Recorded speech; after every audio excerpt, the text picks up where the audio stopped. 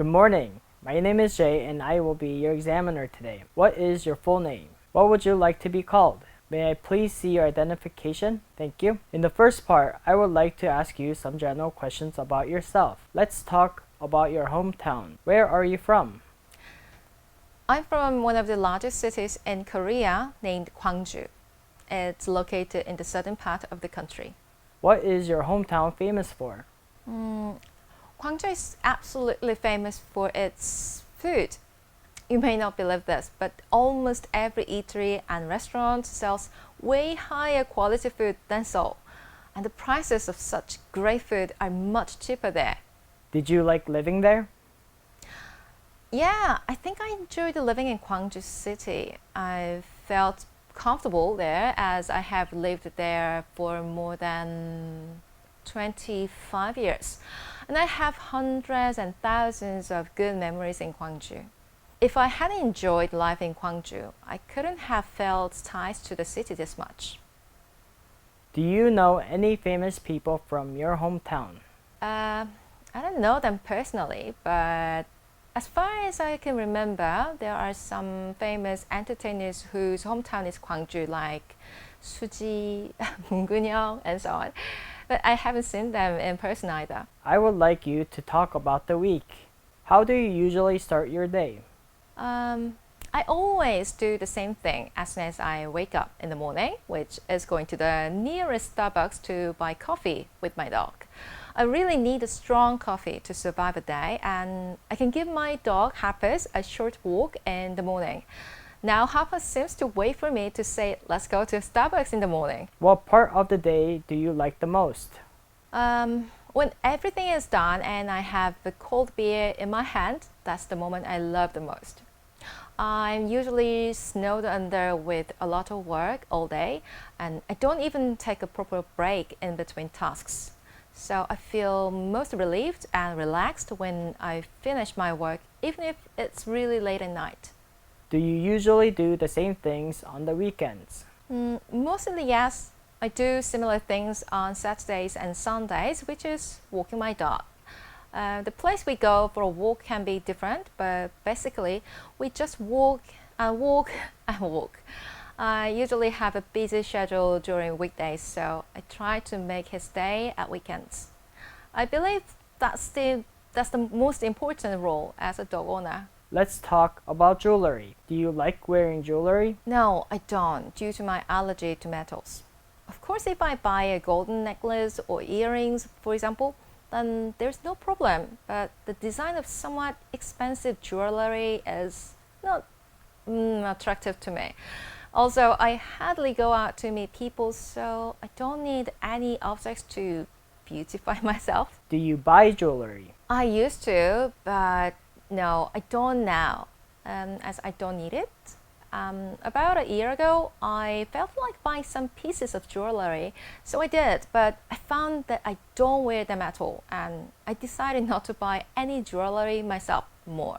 Why do people wear jewelry? The first reason I can come up with now is that people know that jewelry beautifies them.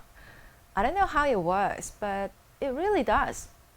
Also, some wear expensive jewelry on special occasions to show off their wealth or show others that they live a very good life in a way. Have you ever given someone jewelry as a gift? I might have, but I can't remember. So I guess there were only a few times that I gave someone a piece of jewelry. And the reason may be that everyone has different tastes, and I can't be sure if the recipient would like my gift. It's safe to give some cash or things other than jewelry as a gift. Thank you. Now, let's move on to part 2. I will give you a topic and I would like you to talk about it for 1 to 2 minutes. Before you talk, you will have 1 minute to think about what you are going to say. You may take some notes if you wish. Do you understand? Okay. Here is your paper and pen. And here is your topic. I would like you to describe an unusual meal that you had. Alright, please drop your pen now. Remember, you have 1 to 2 minutes for this, so don't worry if I stop you. I will tell you when the time is up. Can you start speaking now, please? I tend not to take any risks in my life, and it's the same when it comes to food. However, there was one time that I had a meal that was not usual. It was 5 years ago when I went to Cardiff, the UK. I went there to attend a seminar, and it was my first time that I had been to a Welsh town. I arrived in Cardiff one day earlier than the seminar day, and I had a little adventure around the town center. Actually, it had been a long time since I last visited the UK, and the weather was really fantastic. Everything was quite perfect for me, and I guess that was the reason why I became quite adventurous. Around lunchtime, I of course got hungry and Googled a nice place to eat. And one place caught my attention, and I went there. Unfortunately, I can't remember the name of the cafe, but it was on the second floor and had a simple interior. I sat by a window and ordered the traditional Welsh food. I know that British food is not very tasty, but at the time I felt like trying a new thing. As soon as I got my food and tasted it, I realized that I made the wrong choice. I mean, I tasted nothing. The bowl was full of healthy vegetables and perhaps some spices and herbs, but I tasted nothing. It was very new to me.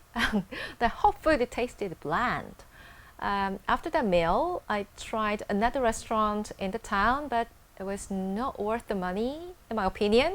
So I only had the cold pasta sold at the supermarket during my stay in Cardiff. If I go to the city again, I will never try any new food, but just eat sandwiches, pizzas, or hamburgers. Thank you. May I please take the card, paper, and pen back? Thank you. We've been talking about an unusual meal that you had. I would like to discuss with you one or two more general questions related to this topic. First, let's talk about fast food. Do people consume more fast food now than the past? Yes, I believe so. In this fast-paced world, individuals have to take care of more tasks within a more limited amount of time than in the past. So they usually do not have much time to sit down and have a proper meal, especially lunch. That's why many workers and students choose to have hamburgers or ready meals instead of hot cooked food as their lunch menus. Do you think the popularity of fast food has a positive or negative effects? In my opinion, the spread of fast food has definitely had negative effects on individuals. I know it's a cliche, but fast food is really not good for health as they are high in fats, sugar, and salt. The popularity of the food has led to the increased consumption of calories, resulting in a large number of obese people. Also, a proper meal time allows people to bond together more and communicate with other people more, but people have lost that kind of opportunities as people opt to have fast food. Do you think technology will help people eat less fast food? In a way, yes. Now there are many food packages available at supermarkets that have all the ingredients ready to be cooked right away. And this is possible thanks to advanced food packaging technology and transportation. Since almost all the troublesome work of cooking, such as chopping, making sauces, and so on, modern people are more likely to enjoy home-cooked food rather than fast food. I would like you to talk about technology and the food industry. Does technology help with food transport? Yes, it does indeed. The technology of engines that comes a long way since the Industrial Revolution makes food possible to be transported long distances, even possible to cross the borders within a shorter time nowadays. Also, many new technologies help food to last longer, such as preservatives and refrigeration, So we can see food products made in different parts of the world at our local supermarkets. Are there any negative effects brought by technology to the food industry? I'm not really sure if it's negative, but a huge amount of food is thrown away due to technological progress in agriculture. The amount of food produced worldwide has increased thanks to developed agricultural machines and chemicals like pesticides and fertilizers. Combining the fact that people today have become wealthier than the past, wealthier enough to buy whatever food they want to eat, food waste is increasing at an alarming rate. Consequently, many governments have introduced new regulations or limits on their food industry as a measure to reduce discarded food. This kind of pressure would affect the food industry negatively to some extent. Then, what are some positive effects of technology on the food industry? Because technology has advanced, the food industry can make more profits than ever before. Many food companies can produce a variety of food items that can cater for various types of people, such as vegans and those who have allergies to certain food items. Additionally, with the products exported from other countries, a new menu can be created that may grab gourmets' attention too. Such development allows food industry to make more profits and perhaps expand their business, which are all good for them. Thank you. That is the end of the speaking test.